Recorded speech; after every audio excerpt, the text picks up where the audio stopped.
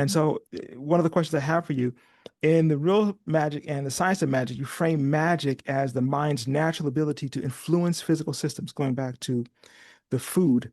Now, so how would you define magic scientifically, and what are some of the misconceptions that most people have that ultimately obscure this reality?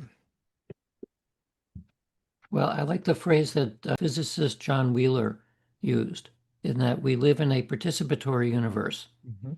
And so when you start looking deeply at what quantum mechanics, which is the most successful physical theory that we have ever developed, it has a very strange characteristic in it, in that there's something about measurement which is not yet resolved in quantum Mhm. mechanics. That when you measure a quantum particle, it gains properties that it had like an infinite number of properties beforehand, and now you measure it and it has one property. And so that's the so-called collapse of the wave function.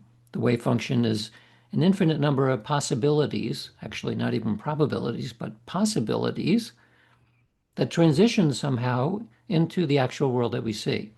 And Mhm. so this is one of the reasons why Einstein didn't like quantum mechanics very much, because you want a physical theory to tell you what is actually happening.